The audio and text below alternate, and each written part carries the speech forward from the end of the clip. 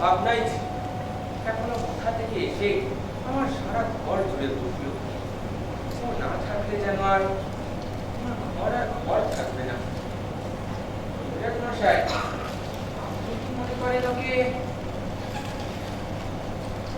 ভাগ্যে যদি আয়ু থাকে তাহলে ও দীর্ঘকাল বাঁচতেও পারে, কিন্তু আয়ুর্বেদ যেরকম বিচ্ছেদ তাতে তো। বলেন কি? শাস্ত্রে বলেছে বৈদিকান সন্নিপাত অপবাদ সমুদ্ভবান। আপনার শাস্ত্র থাক না, শ্লোকগুলো আর আওড়াবেন না তো। শুনলে আমার ভয় যেন আরো বেড়ে যায়। এখন কি করতে হবে সেইটা দয়া করে বলে দিন দেখি। খুব সাবধানে রাখতে হবে। সে তো বটে, বিষয় সাবধানে রাখতে হবে সেটা বলে দিয়ে যান। আমি তো পূর্বেই বলেছি ওকে একেবারে বাইরে যেতে দিতে পারবেন না। ছেলে মানুষ, সব সময় কি ঘরের মধ্যে আটকে রাখা যায়? তা কি করবেন বলুন? এই শরৎকালের রৌদ্র আর বায়ু দুই ওই বালকের পক্ষে বিষকর। কারণ কি শাস্ত্রে বলেছে অপস্মারে জলে কাশ সমলায় মা।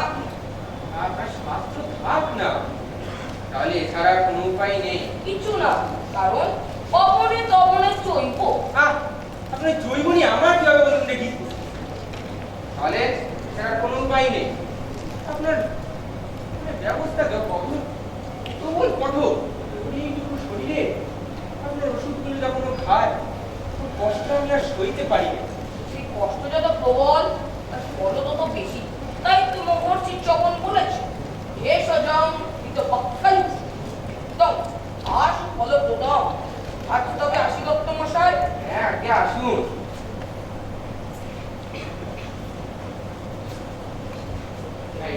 ঠাকুরদায় সর্বনাশ করেছে। কেন আমাকে তোমার ভয় কিসের?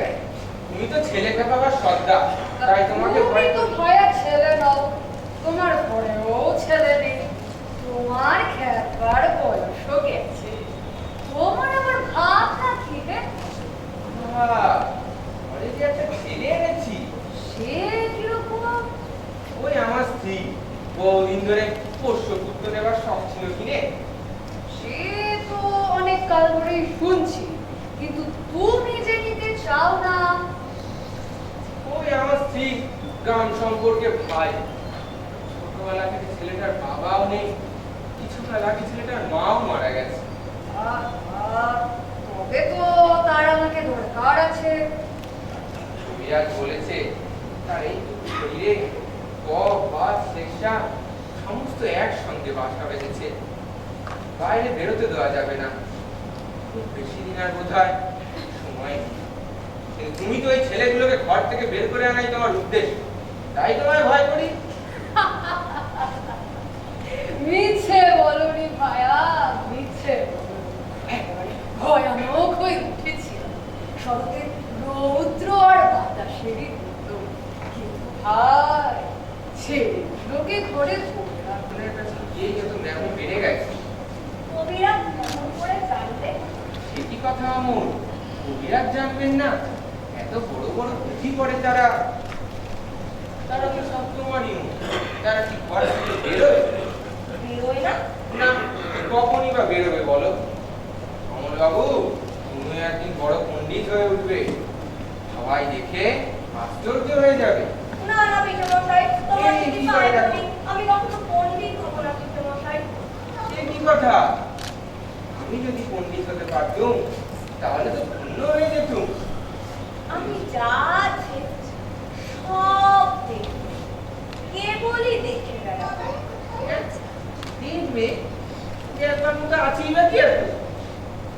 আমাদের সেই জানলার কাছে বসে সেই যে দূরে পাহাড় দেখা যায়, আমার ভারী ইচ্ছে করে ওই পাহাড়টা পার হয়ে চলে যায়।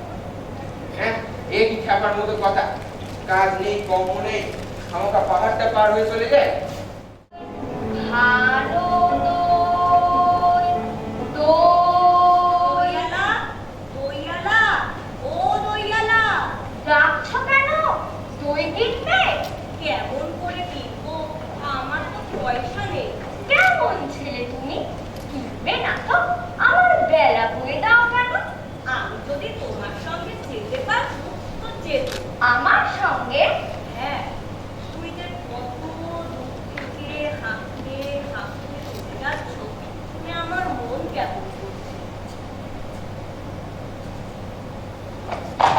বাবা, তুমি এখানে বসে কি করছো? আমাকে যে কবিরাজ বাইরে যেতে বারণ করেছে, তাই আমি সারাদিন এইখানেই বসে থাকি। আহা বাছা, তোমার ভুল হয়েছে। আমি জানি না, আমি তো কিচ্ছু করিনি, তাই আমি জানি না আমার কি হয়েছে। ওইয়ারা, তুমি কোথা থেকে আসছো? আমাদের গ্রাম থেকে আসছি। তোমাদের গ্রাম? অনেক দূরে তোমাদের গ্রাম? আমাদের গ্রাম সেই পাঁচমুড়া পাহাড়ের তলায়, শ্যামলী নদীর ধারে। পাঁচমুড়া পাহাড়, বলি নদী, কি জানি, হয়তো তোমাদের গ্রাম দেখেছি। তুমি দেখেছ পাহাড় তলায়? তুমি গিয়েছিলে নাকি? না না, কোনো দিনই যাইনি, কিন্তু আমার মনে হয় আমি যেন দেখেছি। অনেক পুরোকালের বড় বড় গাছের তলায় তোমাদের গ্রাম, একটা লাল রঙের রাস্তার ধারে না? ঠিক বলেছ বাবা। সেখানে পাহাড়ের গায়ে সব গরু চড়ে বেড়াচ্ছে। কি আশ্চর্য! ঠিক বলেছ। আমাদের গ্রামে গরু চড়ে বই কি, খুব চড়ে। মেয়েরা সব গরু করে জল তুলে মাথায় কলসি করে নিয়ে যায়, তাদের লাল শাড়ি পরা। বাবা, ঠিক কথা। আমাদের সব গলা মারা মেয়েরা নদী থেকে জল তুলে তো নিয়েই যায়, তবে কিনা তারা সবাই ওই লাল শাড়ি পরে তা কি। তো বাবা, তুমি নিশ্চয়ই কোনদিন সেখানে বেড়াতে গিয়েছিলে। না না দইয়ালা, আমি কোনো দিনই যাইনি। কবিরাজ যেদিন আমাকে নিয়ে যেতে বলবে, সেদিন তুমি নিয়ে যাবে তোমাদের গ্রামে। যাবো বই কি বাবা, খুব নিয়ে যাবো। আমাকে তোমার মতো ওই রকম দই বেচতে শিখিয়ে দিও। ওই রকম খুব দূরের পথ দিয়ে, ওই রকম বাঁক কাঁধে নিয়ে। ঘুরে যান, তুমি বেচতে যাবে কেন বাবা? এত এত পুঁথি পড়ে তুমি পণ্ডিত উঠবে। না না দইয়ালা, আমি কখনো পণ্ডিত হব না। কয়লাপাড়া থেকে দই নিয়ে এসে গ্রামে গ্রামে বেঁচে বেড়াবো। কিরকম করে তুমি বলো? দই, দই, ভালো দই। আমাকে সুরটা শিখিয়ে দাও। হায় পোড়া বাবা, এই শুধু কি শেখবার সুর? না না, ও আমার শুনতে খুব ভালো লাগে। বাবা, এক ভাত দই কিনে খাও। কিন্তু আমার তো পয়সা নেই। না না না, পয়সার কথা বলো না। তুমি আমার একটু দই খেলে আমি কত খুশি হব। না এটা না। তোমার কি অনেক দেরি হয়ে গেল দইয়ালা? কিচ্ছু দেরি হয়নি বাবা, আমার কোনো লোকসান হয়নি। তুমি বেচতে যে কত সুখ, সে আমি তোমার কাছে শিখে নিব। ভালো থেকো বাবা। দই দই। তো মশাই, তোমাকে তো সবাই হ্যাঁ, মানে বই কি? বেশ মানে রাজার ডাক করা তোমার কথা শোনে। আসলে তার প্রাণ বাঁচে, সাধ্য কি? তুমি তাদের বলে দেবে আমারই নাম অমল, আমি এই জানলার কাছে বসে থাকি। বলো দেখি। আমার নামে যদি চিঠি আসে, তোমার নামে চিঠি? তোমায় কে চিঠি লিখবে? রাজা যদি চিঠি লেখে, এই ছেলেটা কি কম নয়? রাজা তোমাকে চিঠি লিখবে? হ্যাঁ, তা লিখবে বটে, তা লিখবে বটে। তুমি যে তার পরম বন্ধু, কদিন তোমার সঙ্গে দেখা না হয়ে রাজা কেমন যেন শুকিয়ে যাচ্ছে। খবর পেয়েছি, আর বেশি দেরি নেই, চিঠি হয়তো আজই কি কাল এলো বলে। তুমি অমল করে কথা বলছো কেন মোড়ল মশাই? তুমি কি আমার উপর রাগ করেছো? আসলে তোমার উপর রাগ? এত সাহস আমার? রাজা তোমাকে চিঠি লিখে তুমি যে তার পরম বন্ধু। মাধুর্যতে বড় বার বেড়েছে দেখছি। ওই 2 পয়সা জমিয়েছে কিনা তার ঘরে এখন রাজা বাচ্চা ছাড়া কোনো কথাই চলে না। রসুন যা দেখাচ্ছি, ছোড়া খুব শীঘ্রই যাতে রাজার চিঠি তোর বাড়িতে আসে। না না, তোমাকে কিচ্ছু করতে হবে না। কেন রে? তো খবর আমি ওই রাজাকে জানিয়ে দেব। এই তাহলে আর দেরি করতে পারবেন না। তোদের খবর নেওয়ার পাইপ পাঠিয়ে দেবে। না, আলোকতত্ত্বে বড় আসবে। কথাটি যদি রাজার কানে ওঠে না, তাহলে ওই দুরস্ত হয়ে যাবে। না, আমি যাই, আমার দিকে আমার কাজ করে রয়েছে। কত জ্বালা।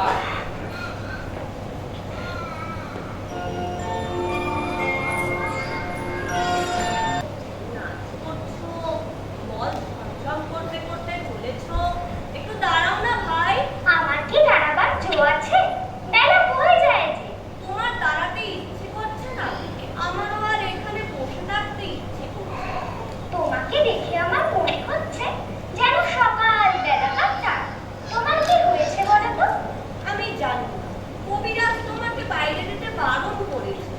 আহা, তবে বেরিও না। কবিরাজের কথা মেনে চলতে হয়, দুরন্তপানা করতে নেই, তাহলে লোকে দুষ্টু করবে। বাইরের দিকে তাকিয়ে তোমার মন ছটফট করছে।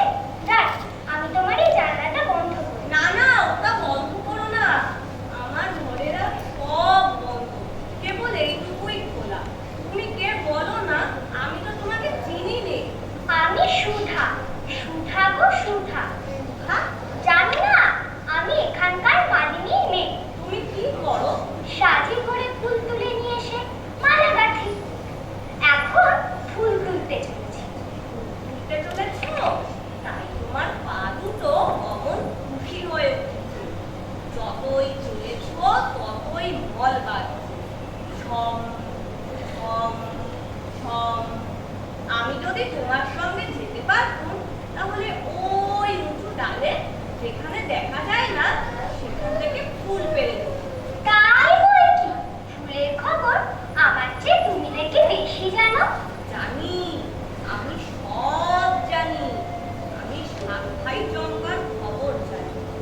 আমার মনে হয় আমাকে যদি কেউ ঘন বনের মধ্যে ছেড়ে দেয়, তাহলে আমি চলে যেতে পারি।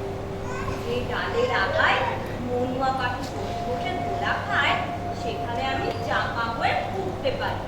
তুমি আমার পারুদিদি হবে? কি বুদ্ধি তোমার! পার্বতীতে আমি কি করে হব? আমি যে সুধা, আমি শশী মালিনীর মেয়ে। আমাকে রোজ এত মালা গাঁথতে হয়। আমি যদি তোমার মতো এখানে বসে থাকতে পারতুম, তাহলে কেমন মজা হতো। তাহলে সমস্ত দিন কি করতে? আমার বেটি বউ পুতুল আছে, দাঁড়িয়ে গেল। আমার খুশি বেটি আছে, তাকে নিয়ে যাই। বেলা বয়ে যাচ্ছে, দেরি হলে ফুল আর থাকবে না। আর একটু দাঁড়াও না, আমার তোমার সঙ্গে গল্প করতে খুব ভালো লাগছে। আচ্ছা বেশ, তুমি দুষ্টুমি করো না। লক্ষ্মী ছেলে হয়ে এখানেই স্থির হয়ে বসে থেকো। আমি ফুল তুলে ফেরবার পথে তোমার সঙ্গে গল্প করে যাব। আর আমাকে একটি ফুল দিয়ে যাবে। ফুল অমনি কেমন করে দেব? দাম দিতে হবে যে। আমি যখন বড় হব, তখন তোমাকে দাম দেব। আচ্ছা বেশ, তাহলে তুমি ফুল তুলে আসবে। আসবো আসবে? আসবো। আমাকে ভুলে যাবে না। আমার নাম অমর, মনে থাকবে তোমার? না, ভুলবো না। দেখো, মনে থাকবে।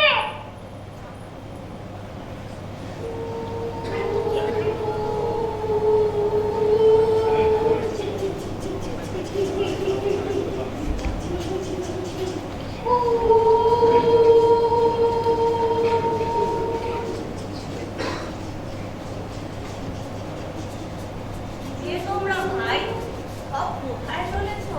একটু দাঁড়াও না। কি খেলবে তোমরা ভাই? আমরা দুজনে দুই বন্ধু হবো। সমস্ত দিন খেলবে? হ্যাঁ, সমস্ত দিন। তারপর সন্ধ্যার সময় নদীর ধার দিয়ে দিয়ে বাড়ি ফিরে আসবে। হ্যাঁ, সন্ধ্যা তোমার দিব। আমার এই ঘরের সামনে দিয়ে ফিরো ভাই। তুমি বেরিয়ে এসো না, ভেতরে চলো। কবিরাজ যে আমাকে বাইরে যেতে বারণ করেছে। কবিরাজের মালা তুলে শুরু বুঝি? চল ভাই চল, আমাদের দেরি হয়ে যাচ্ছে। না ভাই, তোমরা আমার এই জানলার সামনে দাঁড়িয়ে একটু খেলা করো, আমি একটু দেখি। এখানে কি নিয়ে খেলবো? এই যে আমার সব দই জড়ানো খেলনা পড়ে রয়েছে, এসব তোমরাই নাও ভাই। এই নাও, এই নাও, দিয়ে দাও। এই নাও।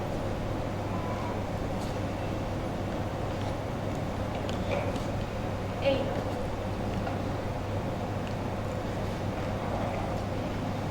এই নাও, তুমি এই নাও।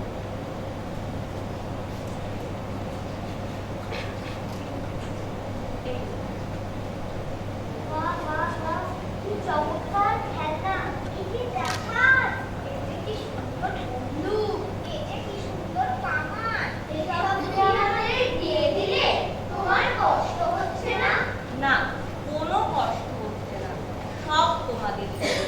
আর কিছু ফিরিয়ে দেবো না? না না, ফিরিয়ে দিতে হবে না, কেউ বকবে না তো? কেউ না। কিন্তু রোজ সকালবেলা তোমরা খেলতে যাওয়ার সময় এগুলো নিয়ে আমার জানলার সামনে একটু খেলা করে দিও। আবার এগুলো যখন পুরনো হয়ে যাবে আমি নতুন খেলনা আনিয়ে দেবো। বেশ, আমরা রোজ এখানে আমরা লড়াই লড়াই খেলি। বন্দুক কোথায় ভাই? এই তো বন্দুক, আমরা এগুলো নিয়ে খেলবো। কিন্তু ভাই, তুমি যে ঘুমিয়ে পড়ছো। হ্যাঁ, আমার ভাই ঘুমতে আসছে, আর বসে থাকতে পারছি না। অনেকক্ষণ বসে আছি আমি, আমার পিঠ ব্যথা করছে। এখন যে সবে ১ প্রহর বেলা, এখন তোমার ঘুম পাচ্ছে। ওই শোনো, ১ প্রহরে ঘন্টা বাজছে। হ্যাঁ, ওই যে বাজছে।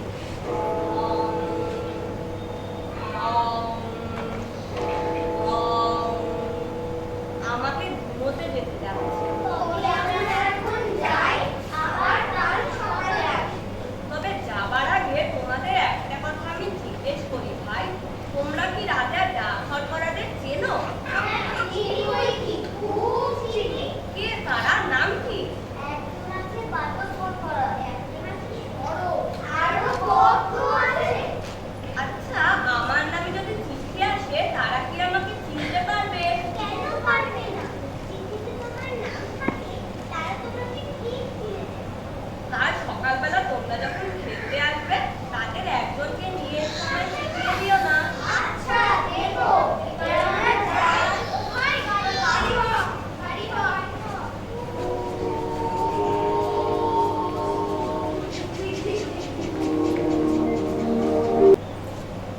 মশাই, আমি কি আজ ওই উঠোনটাতেও যেতে পারবো না?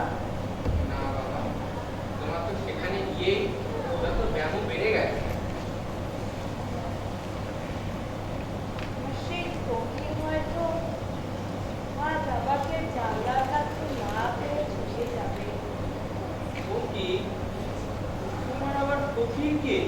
সে যে রোজ আমার জানলার কাছে এসে নানা দেশ বিদেশের গল্প শুনতে চায়, আমার শুনতে ভারী ভালো লাগে। ওই আমি তো তাকে চিনি না। এই ঠিক তার আসবার সময় হয়েছে। তোমার দুটি পায়ে পড়ি, তুমি তাকে বলে এসো না সে যেন আমার কাছে এসে বসে। জয় হোক, জয় হোক বাবা। এই যে ফকির, এসো এসো আমার বিছানায় এসে বসো। এই যে আমি ফকির।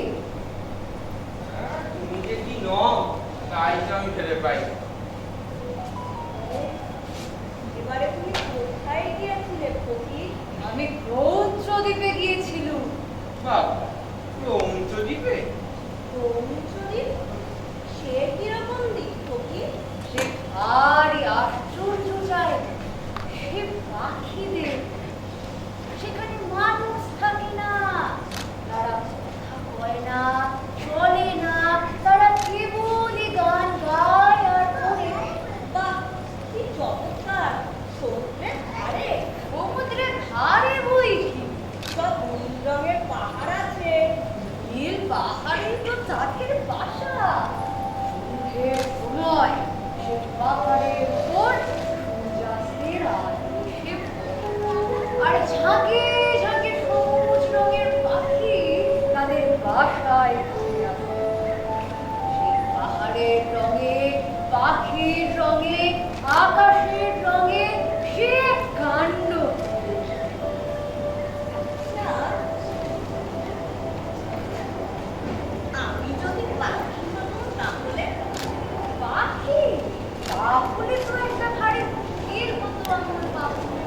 শুনলাম তুমি নাকি দইওয়ালাকে ধরে রেখেছো বড় হয়ে দই বিক্রি করে। তা বাকিদের মধ্যে তোমার দইয়ের ব্যবসাটা বেশ যেমন জমতো, তাতে বোধহয় তোমার কিছু লোকসানই হতো। না, আমার তো আর চলবে না। এরা তো দেখছি আমাকে শুদ্ধ খেপিয়ে দেবে। আমি চললাম। কিসে মশাই? কি হয়েছে? আমার সেই দইওয়ালা কি এসে চলে গেছে? হ্যাঁ, গেছে বই কি? তার তো এখন ওই ফকিরের কলমি বের চললে হবে না। তার গ্রামে তার মন্দির বিয়ে আছে, তাই সে চলে গেছে। আরো তোমার জন্য এই একটা দইও দিয়ে গেছে।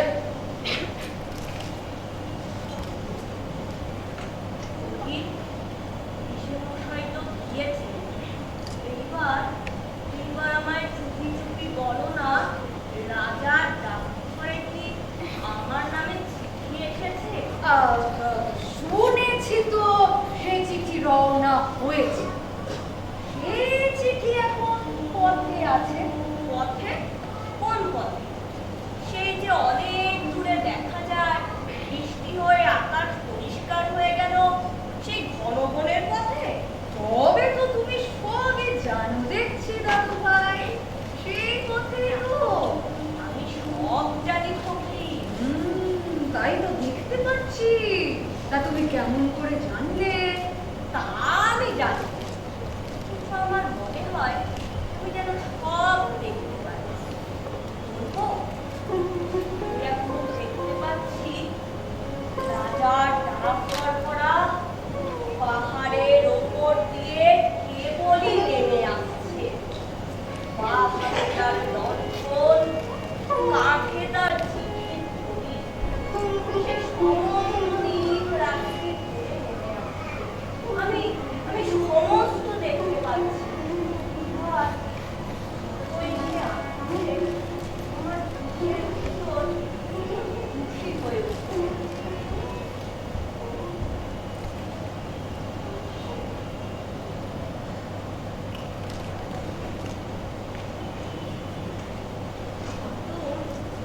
রাজার চিঠিতে যে কি লেখা থাকবে তা তো আমি জানি নে। তা নাই বা জানবে, তোমার নামটি তো লেখা থাকবে, তাহলে কোনো। এই তোমরা এই কি ফ্যাশন বাজিয়ে বসে আছো বলো দেখি? কেন, কি হয়েছে? তোমরা নাকি রটিয়ে বেরিয়েছো, রাজা তোমাদের চিঠি লিখবেন বলে ডাক ঘর বসিয়েছে। আহা, তাতে হয়েছেটা কি? মানে আমাদের গ্রামের পঞ্চানন মূর্তি সে তো রটিয়ে বেরিয়েছে, রাজার কানে সমস্ত খবর তুলেছে। সকল কথাই রাজার কানে পৌঁছে, তা কি আমি জানি রে? জানো যখন এরকম ঠাট্টাই আর কি করো কেন? এরা পরিহাস করবে না, কিন্তু আমায় শুদ্ধ মুশকিলে ফেলে দেবে। ফকির, তুমি রাজা কি রাগ করবে? ওকে বললেই বলো, রাগ করবে। এই আমার মতো ফকির আর তোমার মতো ছেলের উপর রাগ করে সে কেমন রাজাগিরি বলায় দেখি। রাজা চিঠি আসবে না ফকির?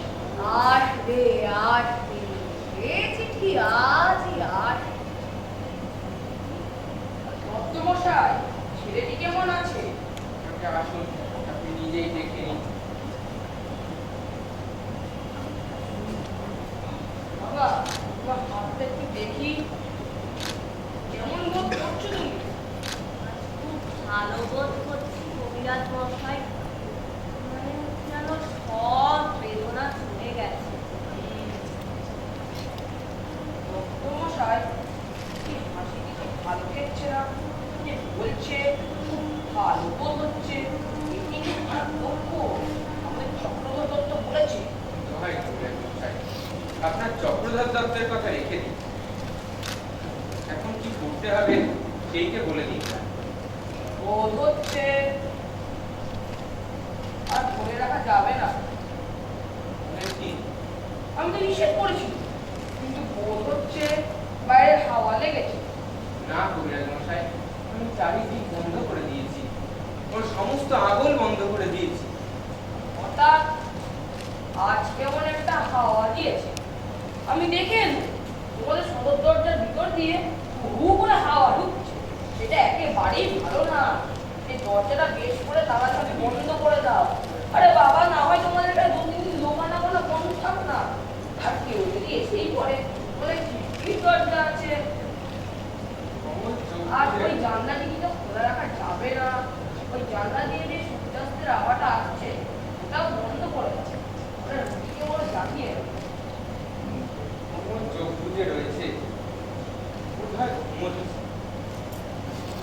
যে আপনার নয় তাকে ঘরে এনে রাখলুম ভালোবাসা। এখন বুঝি আর তাকে ধরে রাখতে পারবো না কবিরাজ মশাই। ও কি কি হয়েছে? তোমার ঘরে যে মরে যাচ্ছে হ্যাঁ, এ কি উৎপাত? কি বলে? আমি আসি ভাই, তুমি যাও এখনই গিয়ে দরজাটা বেশ করে তাড়াতাড়ি বন্ধ করে দাও। আমি বাড়ি গিয়ে একটা বিস্কুট পাঠিয়ে দিচ্ছি, সেটা খাইয়ে দেখ, যদি রাখবার হয় সেটাই কিনে করে রাখতে পারবে ভাই। আমি আসি। আচ্ছা, ঠিক আছে, চলো।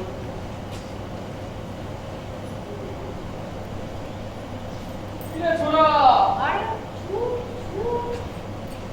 না ফকির, আমি ভাবছি আমি ঘুমোচ্ছি। আমি ঘুমোইনি, আমি সব শুনছি। আমি যেন অনেক ঢের কথাও শুনতে পাচ্ছি। মনে হচ্ছে আমার মা বাবা যেন শিওরের কাছে বসে কথা বলছে। ইহামত দত্ত, হ্যাঁ, তোমাদের যে খুব বড় বড় লোকের সঙ্গে সম্বন্ধ দেখছি। কি বলেন মোড়ল মশাই, আমরা তো নিতান্ত সামান্য লোক। আরে তোমাদের তো এই ছেলেটি রাজার চিঠির জন্য অপেক্ষা করে আছে। কিরে ছোড়া, তোর নামে রাজার চিঠি এসেছে যে। সত্যি? হ্যাঁ, এই কি সত্যি না হয়ে যায়? রাজার সঙ্গে তোর বন্ধুত্ব। এই, ধর, ধর। মশাই, তোমাদের ঠাট্টা করো না। ফকির, ফকির বলে দাও না, এ কি সত্যি তার চিঠি? হ্যাঁ বাবা, আমি ফকির তোমাকে বলছি এ সত্যতা। কিন্তু আমি যে চিঠিতে আজ কিচ্ছু দেখতে পাচ্ছি নে। আমার আমার চোখে আজ সব সাদা হয়ে গেছে। বড় মশাই, পড়ে দাও না, এ চিঠিতে কি লেখা আছে। দাও, দেখি। এই রাজা।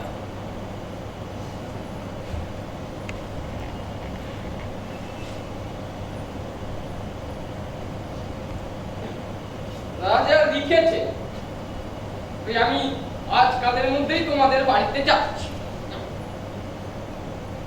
আমার জন্য তোমাদের ওই মুড়ি মুরগির ভোগ তৈরি করে রেখো। এই রাজভবন আর আমার একদম ভালো লাগছে না। ভাই মোড়ল মশাই, রাজা বাদশার নাম নিয়ে এমন পরিহাস করবেন না। পরিহাস? কিসের পরিহাস? পরিহাস করে এমন সাধ্য আছে ওর? আরে ঠাকুরদা, তুমিও খেপে গেলে না? হ্যাঁ হ্যাঁ, আমি খেপেছি, তাই আজ এই সাদা কাগজে আমি মুখোশ করে দেখতে পাচ্ছি। রাজা লিখেছে তিনি স্বয়ং আসছে, তার রাজ কবিরাজকেও সঙ্গে করে নিয়ে আসছে। ফকির, ফকির শুনতে পাচ্ছ? ওই যে তার বাজনা বাজছে। উনি তো আরেকটু না খেপে শুনতে পাবেন না। মশাই, তুমি মনে করছো তুমি আমাকে ভালোবাসো না, তুমি আমার ওপর রাগ করেছো। কিন্তু তুমি যে রাজার চিঠি এনে দেবে এ আমি মনে করিনি। দাও, তোমার পায়ে ধুলো দাও। না, এই ছেলেটা তো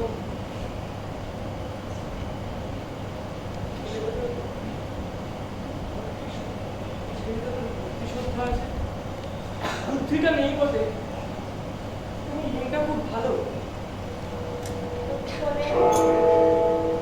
এতক্ষণে বোধহয় 4 জোহর হয়ে গেছে। ওই যে ঘন্টা বাজছে, ঢং ঢং ঢং। সন্ধ্যা তারা কি উঠেছে ফকির? আমি আমি কেন দেখতে পাচ্ছি রে? রাজের সব জানলা বন্ধ করে দিল। দাঁড়া, আমি খুলে দিচ্ছি। এ কি? চারিদিকে সমস্তই যে বন্ধ, যত দ্বার জানালা আছে খুলে দাও, খুলে দাও। দেখি, বাবা তো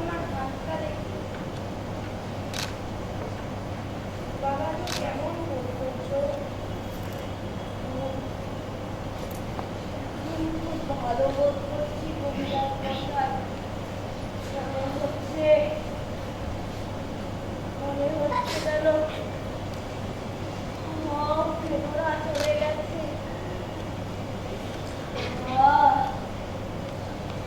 সব ভুলে দিয়েছো। সব তারাগুলো যেন দেখতে পাচ্ছি। আচ্ছা ভগবানের উপকার সব তারা। মধ্যরাতে তখন রাজা আসবেন, তখন তুমি বিছানা ছেড়ে উঠে তার সাথে বেরোতে পারবে? পারবো। বেরোতে পারলে আমি বাঁচি। আমি আমি তাকে বলবো এই অন্ধকার রাতে আমাকে ওই তারাটি যেন ছড়িয়ে দেয়। আমি সে তারা মনে হয় ওবার দেখেছি, কিন্তু সেদের কোনটা আমি জানি না। আচ্ছা, উনি সব চিনিয়ে দেবেন। রাজার আগমনের জন্য এই ঘরটি ফুল দিয়ে সাজিয়ে রাখতে হবে। আর এই লোকটিকে তো এ ঘরে রাখা চলবে না। না না, তোমাকে হারিও না। তোমরা যখন আসনি তখন ওই আমাকে রাজার চিঠি এনে দিয়েছে। অনেক আমার বন্ধু। আচ্ছা বেশ, উনি যখন তোমার বন্ধু, তাহলে উনি এ ঘরেই রইলেন। বাবা, রাজা স্বয়ং আসছে আমাদের ঘরে। তুমি তো আমাদের অবস্থাটা জানো। তুমি কিছু প্রার্থনা করো রাজার কাছে। হ্যাঁ হ্যাঁ, মশাই, শিক্ষক নিয়ে আর চিন্তা করতে আমি আমি সব ভেবে রেখেছি। কি ভেবেছো বাবা? আমি বলবো তিনি যেন আমাকে তার ডাক খড়খড়া করে দেন। তারপর আমি দেশে দেশে ঘরে ঘরে তার চিঠি বিক্রি করে ফেলাম। আজ আমার পোড়া কপাল। মশাই, যে রাজা আসবেন ওর জন্য কি ভোগ তৈরি রাখবেন? মুড়ি মশাই, আমরা তো রাজার খবর কিছুই জানতাম না। তুমি তো সবই জানো। বলছিলাম কি, ওই আমার বাড়িতে যদি কাউকে পাঠিয়ে দিতেন তাহলে রাজার জন্য ভালো ভালো কিছু। ওসবের কোনো দরকার নেই। সকলে স্থির হও। এলো, এলো, তুমি এলো। আমি বালকের শিওরের কাছে বসবো। ওর ঘুম আসছে। প্রদীপের আলোগুলো নিভিয়ে দাও। অন্ধকার রাতের আকাশের তারা নিভে আলো আসবে। ঘুম আসছে। অমন অমন অমন ঠাকুরদা, তুমি অমন মূর্তিটির মধ্যে দাঁড়িয়ে আছো কেন ঠাকুরদা? আমার কেমন ভয় করছে ঠাকুরদা। এটা আমার ঘর। ঠাকুরদা, এই তারার আলো নিয়ে আমার কি হবে ঠাকুরদা? চুপ করো, চুপ করো অবিশ্বাসী। কথা কইও না, কথা কইও না। অমর, অমর, ও ঘুমিয়ে পড়েছে। আমি যে ওর জন্য ফুল এনেছি, ওর হাত থেকে দিতে পারবো না। দাও তোমার ফুল।